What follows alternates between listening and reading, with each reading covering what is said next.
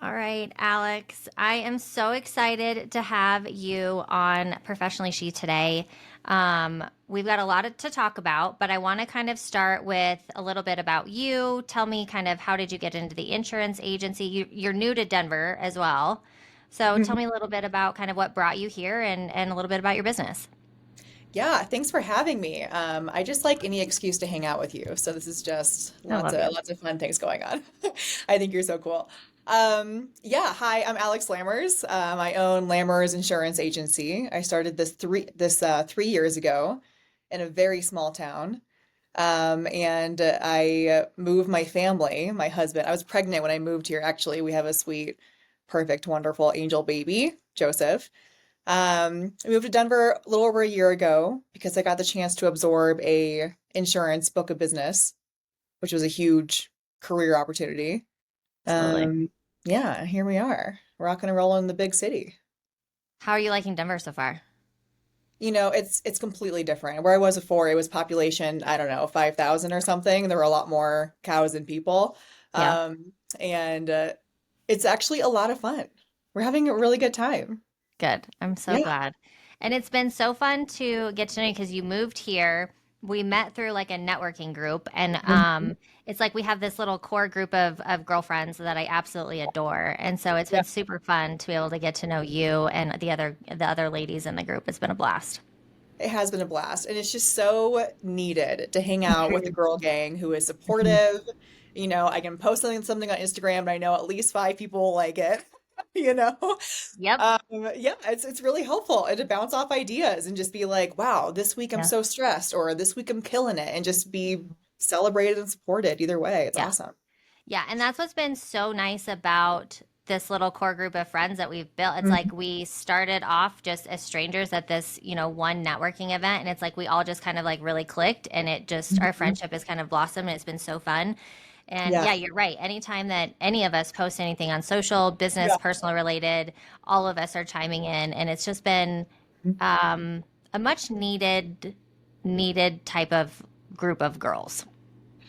Absolutely. I mean, your what's that catchy thing people say? Your network is your net worth or Yeah, whatever, yeah, that matters, but also just having friends. I feel like we're all yeah. suffering from COVID still. I hate that C word, I'm over it, but Hmm. we're still rebuilding our communities. It's so Yeah. important. It's everything. Absolutely. It's like the other It's dirty C word is, COVID. It's like the other yes, dirty C word. I it love that. is. It's worse, I think. Yeah, right. Pretty much feel that hard. Yeah. Talk to me a little bit about, you mentioned that you absorbed someone else's business. So you Mm. moved from a small town. Business, obviously, you were doing well with business, but what is business like now that you've taken over someone else's book of business? Taking over someone else's book is the hardest thing I've ever done. Ever. And I think this happens to entrepreneurs all the time in retrospect. It's almost like if I knew how hard it was going to be, would I have done it? Yeah. I don't know. It was pretty tough, man. But I'm also outrageously grateful that I did it and then I went through that process. I'm a much better insurance agent now, That's awesome. because I went through so many challenges and it was just rapid fire. And I Hmm. was a massive pregnant lady. I mean, I only had one baby. People ask me all the time. They're like, "Are you having triplets?" I was like, "Nope, just the one cooking." Um, that's a genetic thing. All the women in my family, we just get huge when we're pregnant. Well, and the things that people But say to I pregnant digress. women, like, Yeah, why yeah. are people But commenting on how big we are? They did that to me when I yeah, was pregnant too, and it's just like mind your business. mind your business, mind your business. But I was working until 9 p.m. at night. Hmm. I mean, it was extreme long hours just to Sure. catch up, and some of that was because I was working on a lot of businesses that I hadn't before. So I had to learn all these businesses that I had these policies for, make sure the policies were written to the quality they should be for the businesses. And also when you're writing insurance policy on the business, it's like, hey, what do you do? Who are you? What are your goals? Does this insurance policy actually cover what you need it to? I mean, there's a lot of liability for me there. For So sure. it was a lot of extra work Yeah. so that first year was pretty incredible. Yeah. And there were some clients I had to fire because they weren't willing to be insured to the way that they needed to be, let's say. And I'm not comfortable with that. Yeah. I'm not willing to do a bad job. Yeah. So if they are asking me to do something that I'm not comfortable with, it's like, well then see you never. That's okay. Well, and Um, it's your license on the line, right? yeah, Like yeah. anybody who's in this type of industry, we all have very high level licenses that we have to protect. And there are rules and guidelines and laws that we have to follow. And if our clients are not willing to follow those, like we got to say see you later because it's not worth losing our job and our license and our Mhm. livelihoods for. Absolutely. And, I mean, especially in insurance, same with mortgage, as with what you're involved in, Yeah. your integrity is everything. It's Yeah. everything. If you lose that, then you shouldn't be doing this. But even not even just like the law. I mean, if someone asks me for state minimum limits on their auto policy, I know that if they get in an actual accident, that's just not going to be enough for them. Mm-hmm. And I don't like taking that phone call when where they actually are responsible for hitting a minivan full of children, $25,000 is not going to be enough. Yeah. I don't want to run a business like that, Yeah. you know? No, I So don't blame you. anyway, so I'm gonna get off my insurance soapbox, but No, I love it. I think there's not a lot of people who have the integrity and who have the morals, right? There's a lot of people who will just do the bare minimum to get it done to make a dollar. And there's something to be said about women like you in business who are standing up and saying, no, I cannot do this for you. This is not what I do or how I want to do it. And so yeah, it's admirable that that's how you're doing your business. or I can, but I won't. You know? Exactly. Yeah. I can. So I choose not right. to. Yeah. Yeah. Yeah. What you mentioned you had some hurdles and things that you have had to overcome within your business since taking things over and moving. What do those look like to you? How did you overcome those? How did I overcome them? Hmm. Um, Well, I think it almost helps that I am a recovering workaholic, right? So just being willing to put in the extreme time and hours and effort Sure. was very helpful. But now that I have a baby, I can't just power through and work till 9. I can't do Hmm. that. And I don't Hmm. want to because I want to be home for dinner with my baby, right? So that just is not in line. Being a workaholic is no longer in my value system. Well, I'll say it Yeah. that way. But then the other thing was I am very comfortable being the squeaky wheel, right? The squeaky wheel is the one that gets oil. And Hmm. I'm very comfortable reaching out to people who have been in the industry for 30 years who are doing very well, or to a wide variety of mentors and say, this is what I'm doing. How do I do this better? Or how do I make this make sense? I think that's really powerful. And yeah, just asking for help is huge. And sometimes I would call people and I just had to say the situation out loud to someone who understands what's Hmm. going on, and then it would kind of click in my own head.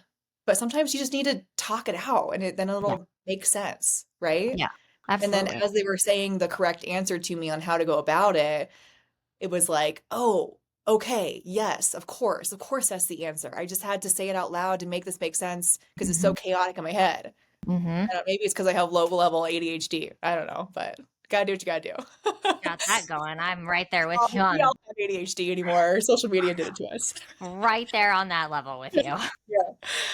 Um, Yeah. are you finding that when you're making these phone calls, because there's something to be said about asking for help. I am not very good at that. And so when you're making these phone calls, do you feel like you're looking for reassurance on the answer you already know, or are you genuinely looking for the answer? I think it's been both. I think it's been both. Yeah. Yeah. I think sometimes I need a different solution or I Sure. need a different resource I hadn't thought of. And part of it for me is because I'm an independent agent, so I have 70 carriers, right? Hmm. And so sometimes I'm like, gosh, where do I go with this one? It's so unique. I'm not sure who's the best option, but I have Hmm. mentors to call that can point me where I need to go. That's awesome. So you just ask. And I Yeah. I think there was absolutely times where um will I be passed up for a better opportunity from my higher ups in my aggregator if I ask too many questions and look stupid? Or will they give it to me because they know I'm trying really hard and they know that I'm learning all the time rapidly and they know I'm working hard? I think it's Hmm. more of the latter. I Hmm. think the only one worried about looking stupid is yourself, and that's harmful to you. Yeah. I you hit on that and it's like right, like Sorry. no, it's okay because there are days of which, especially women in business, and I talk about this all the time, is that we're very self conscious for one. I feel like Mhm. we beat ourselves up a lot more than men do. And if men are hard on themselves, we don't hear about it a lot, right? But we do have a tendency to sit in our shit a little bit. And we feel like we don't do things because we're going to look stupid or we're not going to be successful or every number of things that kind of goes along within that realm, right? And so I think you're so spot on that there's a lot of us that are afraid we're going to feel stupid or look stupid. And that's just not the case, right? Like we're all working and doing our best and building up a business the best that we can. We have to Yeah. just remember not to be so hard on ourselves. Yeah, for sure. And I think giving yourself grace is huge. I think about I call it BBA. I heard this acronym probably 10 years ago and it never left me. It's about your bounce back ability also. Like when something goes wrong, how quickly can you stand up and get over it and fix it or push on to the next thing? Because I think it's okay to splatter on the floor occasionally. Totally fine. Gotta 100%. do it. You gotta process. I love crying. It's a superpower of mine, to cry it So good out. at It's that. totally fine. So good Um, at that. I've had men say to me, "Wow, I wish I could cry to process this instead of just stuff it down." Right? Sure. Sure. And I'm like, "You should cry." My dad cried, and I learned how to cry from him actually, and it's the most beautiful thing ever. And he's the most masculine person I know. Yeah. My husband's right there, Sure. but yeah, I mean, your bounce back ability is huge. How I long love do that. you stay on the floor? Are you there for a week? Some people are. Are you there for a month? Or are you there for like 10 minutes and then you put on some power music and you eat some good food, and Yeah. whatever you gotta do and you do it again. I love that. I've never heard someone talk about bounce back ability. And I love that. It's like, are you sitting in it for a week? Are you sitting in it for a month? Are you permanently there? Right. Yeah, There are times where I personally am like sitting in my shit and I can't get out. Right. yeah, And it's not for a lack of effort. It's because I feel like I should be sitting in it and I'm going to sit in it. And I need yeah, to be better about that. And so I love that. It's like, get out of it, figure out what that looks like. Are you going to sit in it for a week? Or you sit in it for a day? I would prefer it to be a couple of hours, but sometimes it's a couple yeah. days. And that's okay. It depends on how, I mean, who knows how extreme the thing was, right? But I Sure. think here that working on your BBA is the antithesis to having victim mentality. Ooh, I have no time for victim mentality. that is very powerful. Talk to me a little bit more about that. So you Yeah. think you're saying that sitting in your BBA kind of directly correlates with having a victim mentality. What makes you think that? Where did that come from? I think I just thought of it just now. I don't know. Having discussions like this helps, right? This Yeah, is this is part of having an awesome gang around you, so you yeah, process this together and it becomes better. yeah. Um, no, I mean your a victim mentality is like, woe is me, everything is wrong, everything's happening to me, I'm not happening to Mm, it. No, you are powerful. You are happening to it. You are affecting it. And then your bounce back ability, if something does go wrong, sometimes out of your control, that happens. What are you going to do about it? I mean, I was raised in a family where we're not supposed to whine or complain. And I think that's great. I think that has carried me far yeah, because if you're complaining about it, you're not doing anything about it, right? exactly. Yep. And again, processing and problem solving, that's different. Expressing your emotions, that's Sure. cool to a point, Mm-hmm. but then you need to get up and solve the problem. Yeah. Or if that is just over and that just, or if I just didn't land the sale, just yesterday, I was working on a high premium sale for weeks, right? It was a renewal and I lost it. But I just got over it. It's just what you do. Because the Hmm. longer you stay down, the longer you're now working on prospecting a new awesome policy for somebody Sure. else who's going to fit Sure. my business even better. Yeah. So, And there's a lot in this industry, well, in any really sales position, right? The powers that be, right? The mhm, top of the top are always saying that if you lose a sale, it has nothing to do with you, right? It's mm, not, it might be they're going after something else. It may be what you're selling is not what they're looking for. mhm, Whatever it may be, we shouldn't take those things personally, right? totally. We do. I mean, I would be lying if I said that I don't take those things extremely personal because I do. I work my ass off for my Yeah. clients, right? But you're right, sitting in that shit. And if you lose a deal and then that consuming you, you are losing out on the next one and the next one and the next one. Yeah. How do you keep your mindset in a place of where that doesn't wreck you when you've been working so hard on a sale and you lose it? I would say I work really hard on my mindset every day, constantly. I do so much to stay in a good place. I really do. And it works. And I'm usually a really happy person. Yeah. It works. I mean, if you do the work, it pays off. Yeah. What are you doing daily to work on your mindset? So, so much. You need to work out every day. You need sunshine every day.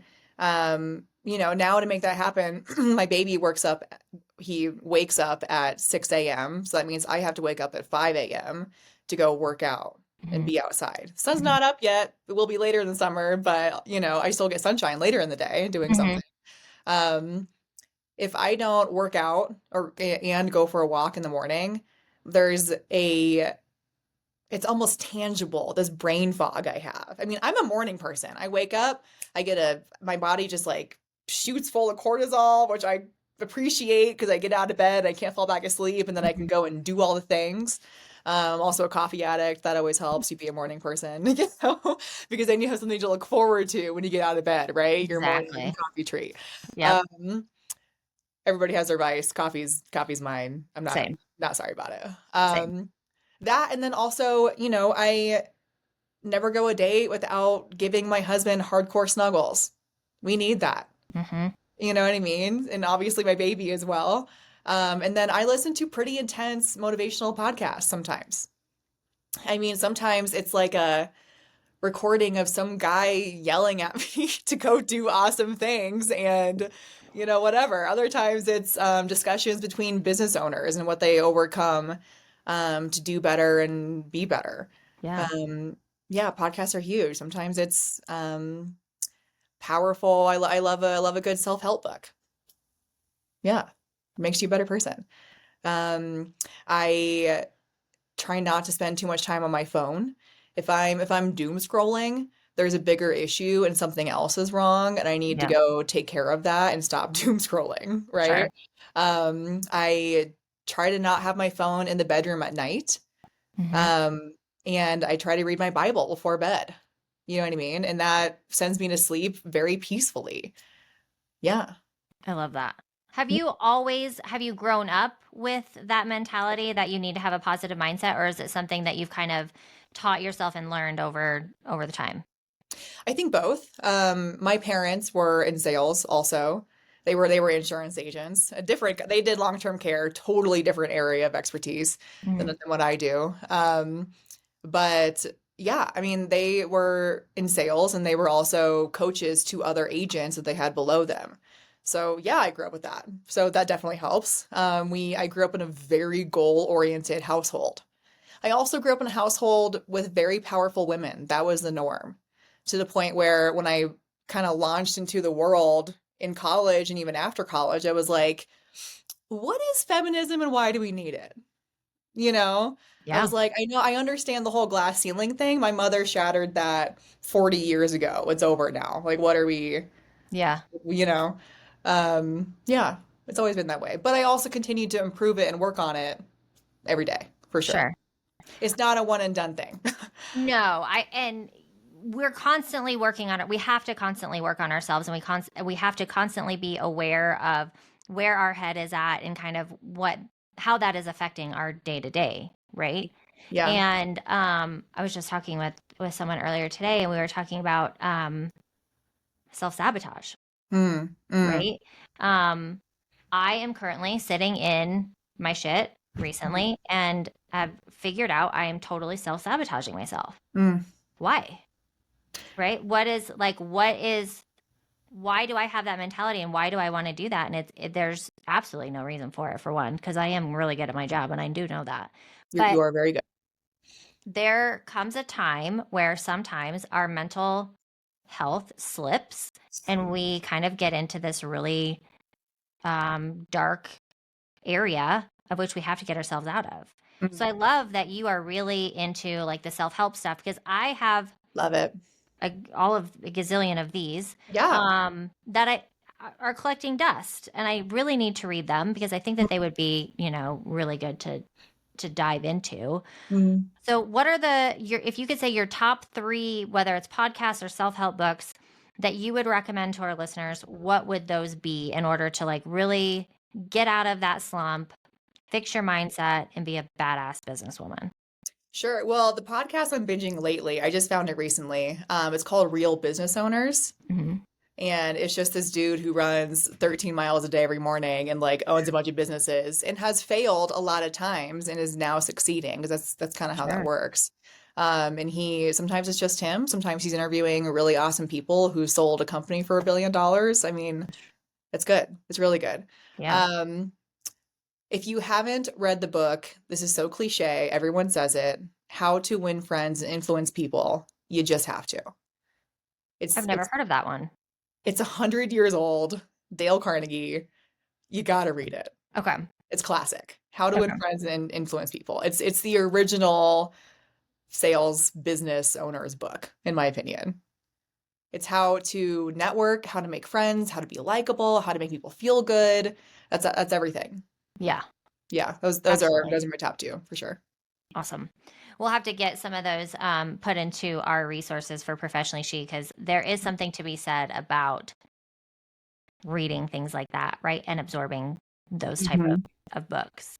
I'm I try and I'm trying so hard to get into self-help books. I just get so bored, but my mind really wants to have something that is entertaining, Mhm. and that's not necessarily what I need business-wise, right? That's something that maybe I need to chill out and relax with, but not necessarily to just kind of coast on, if that makes sense. For sure. But also, I mean, you just read Matthew McConaughey's Green Lights. Like Mhm. that's entertaining, right? Like, Yeah, that was I great. really enjoyed that book. Mhm. I think that there is such a wide variety, and I don't want to say self-help either. It should be, self-improvement books that we're talking about. Sure. Because it's not just, I don't know, I have anxiety and help me with that. It's Mhm. it's you're improving yourself. Everyone Mhm. needs to. Everyone needs to do that every day. Yeah. Um, but where was I going with that? I don't know, tangents. Oh, but if Wrong you're moment. reading a self-improvement book and it's not interesting to you, maybe that's just not your question right now.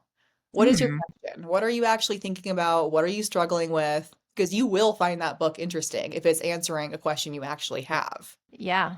If your question is not, you know, um, how to have a better morning routine, then you don't want to read the 5 a.m. club because you're going to be like, what? I don't need this, right? Or I'm not ready for this yet, or that's not for me right now. You might need it want it 5 years later. Mhm. Um, but if that's not what you're working on, then that will be boring to you. That's a great like light bulb moment. I and you bring up such great points and realizing that if it's not entertaining to you or it's not keeping you involved in it, it's not serving you, It's which not means for you yet, and that's and okay. that's such a light bulb moment. Yeah, I mean, if it's not interesting, then it's not yours. Maybe And find later, something else. Find but something yeah, else that is yours. yeah. Yeah, I read Mel Robbins' 5 Second Rule. That's been out for, I don't know, long enough. Mhm. But that's one where 5 years ago I was like, boring, don't want to. But I read that 3, 4 months ago, and I Mhm. was like, wow, this is awesome. Yeah, Yeah, I needed that. So it comes and goes. It's a wave thing. What are you ready for? What do you need? absolutely. Yeah. Yeah, and I just listened to the Mel Robbins "Let Them" theory. Yeah. And that I mean, I, like, had that in my Mm. ears constantly, and that was something that did really serve me Mhm. because I am a Did big that. people pleaser, Mm. right? And Yeah. so I want to be liked. I want people to, be drawn. I care that, my friends are doing things without me, right? It's like, Mm. why was I invited? Right. And so that book really resonated with me, which was kind of Yeah. entertaining because I didn't think it would until we were listening to it. And my husband was actually listening to it with me. We were doing stuff around the house and had it on. And I could feel eyeballs like drilling into the back of my head, right? And he's like, look at me. He's like, are you listening? Mm. Yeah. Yes. Yes, I am listening. I did hear that. And I learned a lot from that book. So I do think maybe I need to find the ones that are going to serve me currently with where I am in life right now. Yeah. And Great. also, to put in a plug for having a good girl gang again, I have sent a book called um, something like Your Brain on Birth Control. It's a Mm-hmm. hot pink book. It's so good. And I was talking about that with a couple of women, so I sent that book to them because I think that would actually interest them. I Yeah, think all women should read it. It's not for or against birth control. It's just informing yourself of what's happening so you know what's going on. sure. Um, I, for one, will never be on birth control again. I'll say that for sure. Also happily married, so. Yeah. Um, but so that applies to them. I'm not gonna send that to you because I don't know if that interests you or not. But Yeah. your girl gang can also send you stuff that applies to you. Yeah. So the more I get to know you, the more I can send you stuff where I'm like, oh, that makes me think of her in this discussion we had, and then Hmm. that is helpful. Yeah.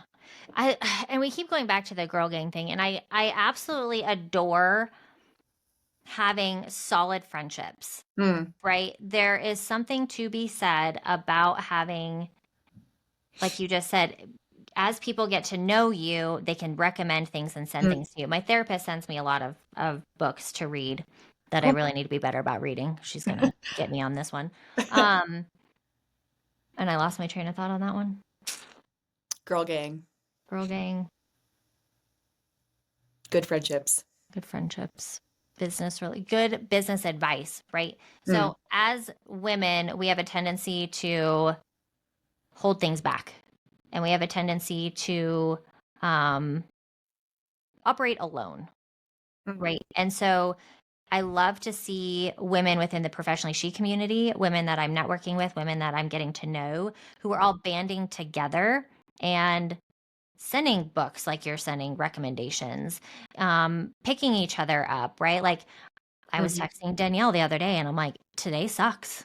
mm, I'm like staring at my computer screen, not accomplishing anything. This is a giant waste of my time right now. mm. And she's like, okay, let's pick ourselves back up. Right. And so it's having those relationships are so, so important. If you were to look back 5 years ago, would you have the same strong relationships with women then as you do now? Would you say that you kind of had that draw or no? No, I didn't. And actually, something that I think marriage and motherhood have really helped me with is I am no longer worried if I'm too much for someone. I think that I've met a lot of really lovely women, but I felt like I couldn't be unapologetically myself. I'm an extrovert. I'm a lot of energy. I like hot pink lipstick. I like high heels. I also like rolling around in the mud. I think some people can't handle a juxtaposition or because I can be so like, oh, let's do this thing. This is awesome. Let's go. And that's okay. I used to be like, well, I should rein this in a little bit because they won't like me, right? Um, I'm just okay with that. I don't know. I feel loved. I'm good. I love that. And I'm making a lot better, deeper friendships because of me being who I really am, Yeah, right? absolutely. And people value authenticity. And when I'm confident, I think I really attract confident people. When I'm 100%. not being confident, I'm attracting people who are doing the same. And that isn't as awesome. And that same person who is confident or not confident um, is actually very confident in certain scenarios, right? Mhm. So I don't want to be an unconfident person that attracts their unconfident side. Does that make Sure. sense? Yeah, no, absolutely. Yeah. So I want to say that again, just because I think it was again light bulb moment. So your confidence attracts other confident people. 1000%. Your mindset is going to attract other positive mindset human beings. Yes. And also, my energy that I'm putting out affects those other people. So, Mhm. kind of like what I was saying, if I'm being unconfident, they're more likely to be unconfident. If I'm being confident, that gives them license to be confident too. Yeah. So, it's really important that in your communities, in your circles, even if it's your first time there at a networking event, you can be a leader of good energy, Yeah. or you can be a leader of bad energy. I think there's some people who go to networking events and they bond over a negative topic. That can be bonding, but that's not the kind of bond I want. Yeah. Yeah. So, yeah. I do think there's you bring that up a really lots of really good points, but Thanks. bonding over negative topics, Yeah. right? So I think of a networking event I was just at, and I was talking with someone else in the industry, and we were trading horror stories, work horror stories, right? Mm-hmm. And it doesn't suit you to have those type of conversations, Right. right? We can both commiserate about what the industry is or is not, but what is that really doing for you? Is that solving a problem that you have? Is that giving you an opportunity to network with someone who could potentially be a big business partner? Probably not, especially if you're complaining. Yeah. And I think a lot of people rationalize that, well, he's complaining, she's complaining, so I'll complain Mm. to kind of fit in. And I think that goes back to the idea that your attitude, your energy is going to attract the people that you want to be involved with, for Very sure. much so. Very much so. And also, if you're complaining, even if they agree with you, do they want to do business with the person who is having so much to complain about, who is having so many problems? Mm-hmm. Or do they want to do business with a person who is flipping the script and Mm-hmm. saying, I see opportunity in this? Mm-hmm. I mean, I think that the insurance industry, similarly to the real estate world, that we're both involved in, has been a hard market. Yeah. Insurance isn't a hard market because insurance rates have been skyrocketing like crazy, you know? Mm-hmm. A lot of insurance agents are having a really hard time with that. It's evening out and softening, but I started during the hard market, so that's all I know. Mm-hmm. And so a lot of people were like, why would you start during that time? Well, I didn't know any better, and that's a good thing, thank God. And also, but I was able to stick it out because I was able to flip that negative script that was what everybody was talking about all the time into, you know what, I see an opportunity here because now everybody's shopping around all the time. People are shopping for more quotes more often, so they're more willing to come to me instead of just staying with their one person they've had for 30 Yeah. years, right? Yeah.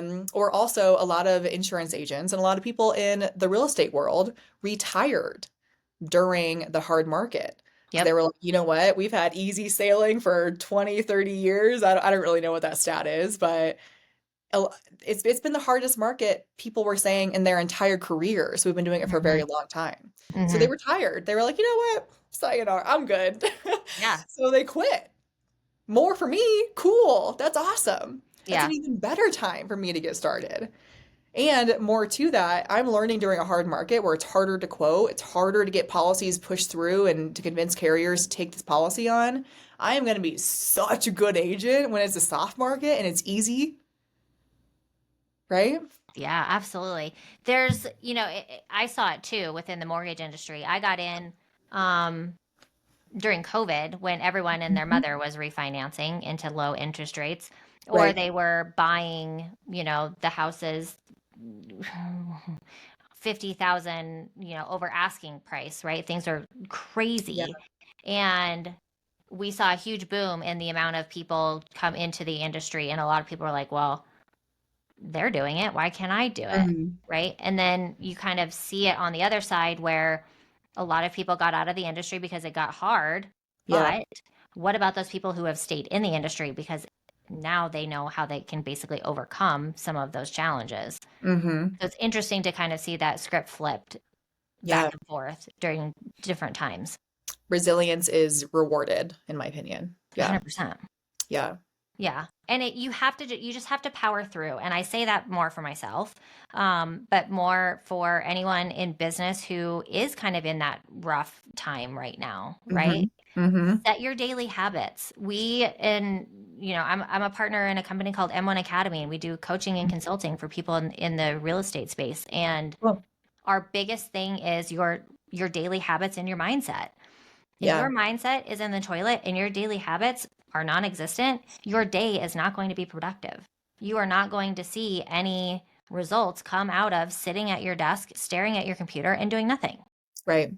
Right. right? Whereas if you go into it the way that you do, where you're up at 5 a.m., you know that you have to get those things done for your mental health and for Mhm. to be a good headspace, you're going to be successful during the day. Yeah. I love to recreate the wheel. Why I do that, I don't know, but I will redo my daily habits on a weekly basis, Mhm. um, keeping the core in there that I need to do for Yeah. business. But if I don't do that, then I'm like, oh, I don't really have much to do today. I'm just going to kind of hang out, right? And Mm-hmm. that's not productive for anybody. I don't think it's a bad thing to be editing your good habits often because you don't want to get bored either. Yeah. I don't know. We're business owners, we're entrepreneurs. Like we like it spicy. I mean, Yeah, exactly. I don't have a problem with that. I think we do like it spicy, right? Like being an entrepreneur is not for the faint of heart. No. Owning your own business, doing your own thing. If you are not working 10-hour to 12-hour days, I would be surprised if being Mm, an entrepreneur is not for you, if that's not your mhm. jam. But I think At least for a season. Yeah. yeah, yes, and Doesn't have to be exactly forever. for a season, Mhm. absolutely. And there are so many opportunities for women, especially women-owned businesses.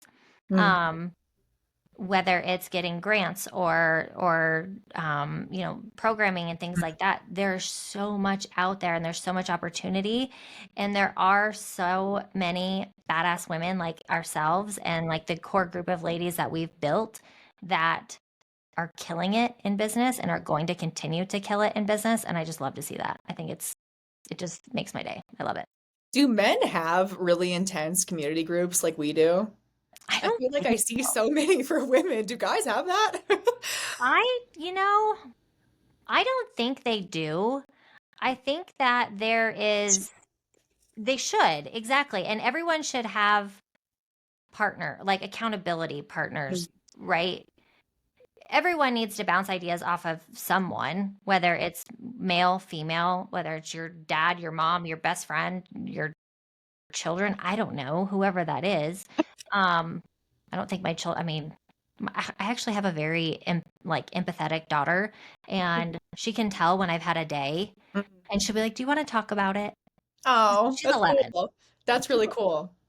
And so it doesn't matter who it is, it doesn't matter how you go about it, but having someone to talk to, bounce ideas off of, and just be authentically yourself, I think Mm, is goes a long way. yeah, it's powerful. And it's important that you feel seen. Yeah, that Yeah, matters. I love that. You have such great insight and such, I don't even know the word I'm looking for, but the things that you have said today are like light bulb moments, especially for me. I feel like I have learned so much from you, and just kind of ways that I can tweak the things that I do on a daily basis to really build my business. And I know that that's going to resonate with a lot of our listeners and people who are watching it on YouTube, that there's no wonder you're killing it in business and in life. There's just no question about it. Um, and you mentioned your lipstick, and I always now anytime I see like a really cool like color of lipstick that I want to wear, I'm like, I'm not going to wear it, but I know Alex will, so I'm gonna start sending you lipsticks to put on so I can see how they look You because could I'm not you brave enough to do it. I'm pretty sure I saw a photograph of you with a bold lip and I was like, yeah, girl, I'm into that. I did. I do. I Yeah. do love me a good red lip. I do. Yeah. Hmm. And it's something to be said about like owning your own self, right? You want to wear a red lip. I think that day you had on like this deep purple that was just stunning on you. Mood. Um, and I was like, I think I want to try that color. Not my color for sure, but I will do a nice red lip. You got to know your color wheel. I need cool tones. Some people need warm tones. Warm Yep, tones do not look good on me. girl, same. Okay. There are some colors I'm like, Yeah.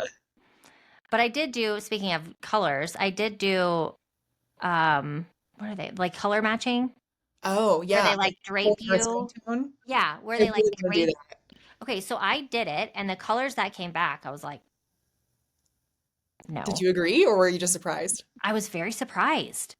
Colors that I'm not necessarily really drawn to. Like Hmm. navy was one of them, and I'll mess with Hmm. navy, but Yeah. like some pinks and blushes and Interesting. very colors that I would have never thought looked good on me, but then I put them on and I'm like, oh, You're like, oh yeah, rocking that. Good to know. We there need to we have a go. networking party with one of those brilliant color ladies there Now we do. and just do that together. We should definitely do that. She did makeup too. And one of the things that she said I needed, which again, going back to like the pinks, that Hmm. it's like a bright pink blush. Yeah. Okay. I can see it. I tried. I tried really hard. I can't get down with it. I can't. Well, let's do a makeover day. Let me play with your face and Let's then do we'll, it. we'll go from there. I'm down. I'm down. Well, before we end, there's something that I ask everybody, and I'm really curious as to what this your answer is going to be on this because you have such great insights. But what is your focus for 2025? Um, my focus is growth and health. So last year was a stabilizing year. This year is a growth year. You can't do both at the same time. There's a book about that. Um, yeah, this year is a big growth year. I have big numbers in mind and I work backwards. So I start with a big number and then I figure out how I can achieve that and I put the systems in place to achieve that number. Hmm. I don't say, okay, systems are doing this, this is the number. No, start with the number, build up to make that happen. That's what I'm working really hard on right now. I love that. I was going to ask you what's one piece of advice that you would give to entrepreneurs, but it sounds like you kind of just said, kind of gave it. Nice. Talk to me a little bit more about how you work backwards. Like if you're going, if I wanted to sit down and achieve a $20 million year, Hmm. and what is working backward? Like explain that a little bit deeper. Yeah, so this is going to be different for every business, but it's highly customizable. So your number is 20 million. How many mortgages is that on average, Mm-hmm. right? So, gosh, I have no idea what that would be for you. But if that's $20 million mortgages, how do you get $1 million mortgage? Mm-hmm. How many conversations do you have to have that turn into genuine prospects, that turn into quoting their mortgage, or however you say it in your world? Mm-hmm. Mm-hmm. Um, and then how many of those quoted prospects turn into a sale, right? And Mm-hmm. then how many of those you need to have to hit 20 million? 20 million. Yeah. I think there's a lot of people who are working the opposite, right? It's like this is, Yeah. That's I comfortable. it's comfortable there for sure for people, but I love the working backwards. I also try and do that. I've gotten away from that a little bit and I have actually been thinking I need to get back to putting that together so I can see what that looks like so that I know how many cold calls, which is like my least favorite thing to do in the whole wide world. Oh, hate it. We need to do a cold call power hour. Can we set that up? Yeah, That'd be please. helpful. Yeah. Yes, I'm down for that because Yeah. that is a weakness of mine right now is cold calling. Yeah, it's not fun, is it? No. But, when you um talk about your $20 million number, if that is your goal, what is your reward? How are you going to make that fun for yourself? How are you going to treat yourself when you hit that? No. I have a hard time caring about money. I'll be honest. It's monopoly money to me. I don't care. I'm competitive and I have Okay. goals and I have a lifestyle I want to live, but it's just like "Ugh, I don't really care about money, Yeah. you know? Yeah. So I need to set up a reward system that involves um, buying new plants that I love if I hit this number, or having a spa day if I hit this number, Hmm. right? It needs to be fun for me. It Yeah. can't just be like work your patootie off until you hit 20 million. That's not Yeah. fun. Yeah. Why are you And doing you had actually said something to that effect at one of our networking things about it? how you'd hit a number for the month, and that meant that you and your husband got to go have like a night away. Mm, Right. And so, like, I think having goals like this, even they don't have to be extravagant goals, like, make 500,000 a month, right? It can be something as, small as hitting your numbers for the month, or I don't know, for those people who don't like to cold call, maybe you did 20 cold calls. yeah, huge. Right? That's huge because getting out of your comfort zone to make those calls you have achieved something big. So celebrate it. And Yeah. then move on to the next thing, work on hitting that goal and celebrate yourself and then continue to go. And I think it will snowball into something great. Hmm. Rewarding yourself is everything. It's huge. My parents taught me that, and they were really good at their jobs, and they were really good at helping others be good at their jobs. Rewards are huge. Yeah, Got to do it. absolutely. Well, this has been amazing. Yeah, it's And good. I love having you on here. I think that you have just such great insight. The way that you talk about business and the way that you talk about yourself, other women can learn from. Um, Thanks. there's not very many women that you meet out there that are very so self-confident and know what they want to do and how they want to achieve it, that you are such living proof that yes, you can have a family, run a business, and be happy. And I'm working on it still. I am happy. Yes, I have a business. Yes, I have a family, but I'm not where I want to be yet, but Sure. I'm in progress Yep. and I'm having a good time getting there. I love Yeah. that. Thanks. I love that. Well, Alex, go ahead and tell everybody the name of your business and kind of shoot off Yeah. your website, and then we'll put all of your contact information in the show notes. Awesome. Yeah. Alex Lammers, the Lammers Insurance Agency for your Colorado commercial insurance needs. Lammersinsurance.com. That easy. And my Instagram is at Agent Lammers. Love it. We'll put all of your information in the show notes so that way everybody can come find you should they need to get an insurance quote or use you to kind of shop around a little bit because that's what we know everyone's doing right now. So if you have any insurance needs or just need to chat with someone who's amazing like Alex, her information is below. And don't hesitate to stop by for the next conversation that we have with yet another badass businesswoman here at Professionally She. Thanks, everybody, and we will see you next week.